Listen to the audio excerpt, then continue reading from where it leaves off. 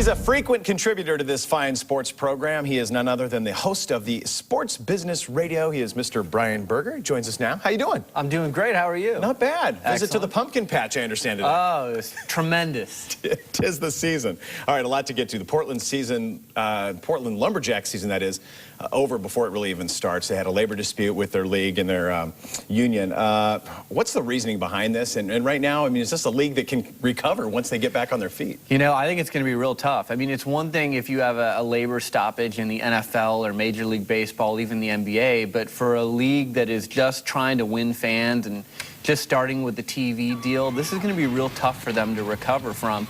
But the interesting thing is some of these teams will actually lose less money by not having games because you don't have all of the expenses.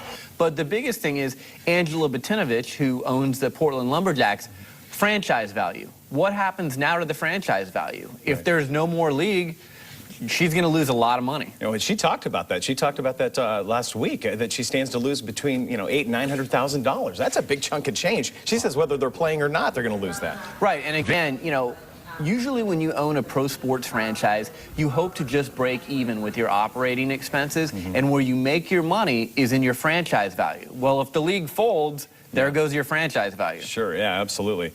Interesting to find out what comes of that. Well, on Wednesday we had an official visit from the commissioner of the MLS, Major League Soccer here in town, to kind of get a feeling if Portland's going to be a right fit. What were your thoughts on that visit? You know, I thought it was positive.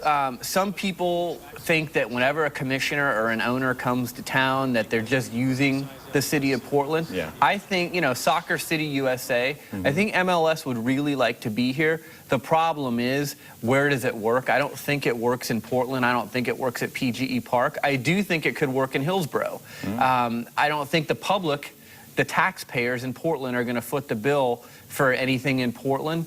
But I do think in Hillsborough, they're probably a little bit more open to that conversation. And what kind of money are we talking about here, bringing in a franchise like? It's about $35 million just to acquire a team. If you need to build a facility, then you're looking at, probably $10 to $20 million more at least.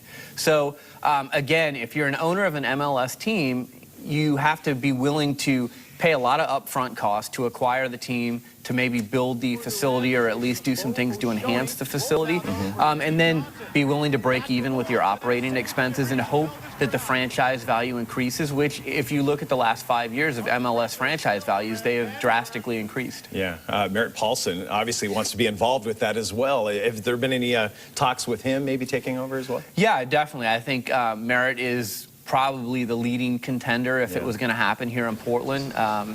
He's got the money, he's got the wherewithal, so I think he would be in that conversation. But, we'll see if it happens or not. We'll see how badly someone wants it and how much money they'll put up to get it. Actions always speak louder than words at this point. That's true. Well, there's some arena talk we got to get to. The University of Oregon says last week, I believe, that they're going to borrow the entire cost of their new basketball arena, some $200 million. Good move, bad move? It kind of threw me for a loop a little. Well, it's a risky move. Yeah. You're taking out $200 million in state bonds, and that would be the largest project ever financed by state bonds.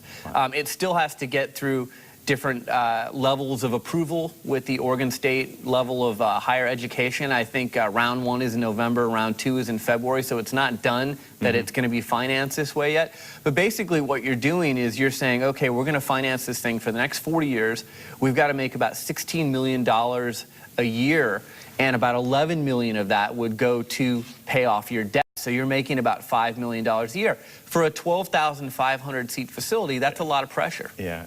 When do you think they'll be breaking ground on this if it does meet approval? Well, what they want to do is break ground by this summer for sure. They don't want to delay this any more than it's already been delayed. So that's what they're targeting, is summer of 2008. Okay, interesting.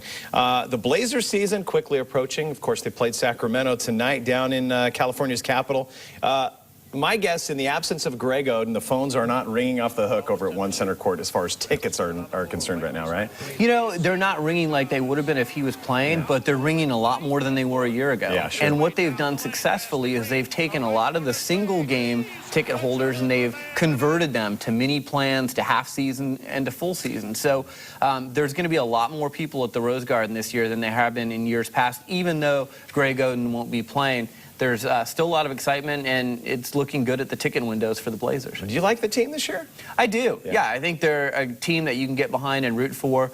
I don't think we're going to see any trouble off the floor. I would be very surprised if we saw any trouble off the floor. And when's the last time we said that That's right. about the Blazers? So I do like them. And, I don't know that they're going to even get to the playoffs. They're definitely not going to win a championship. But I think this is a team that the city of Portland can get behind and grow with. If you remember back in the 80s and early 90s. I actually worked for the Blazers back then. People like to get behind Clyde and Terry and Jerome, and they grew with that team. And when they got to the levels that they reached in the Western Conference Finals and the finals, you felt like you had grown with them. And I think we could see the same thing happen again with this team. That was Blazer Mania at its peak, no doubt about it. All right, what's coming up on Sports Business Radio this week? Well, USC is playing Oregon. Right. At Austin. I've got a sit-down. It's a big game, I hear. That's a big game.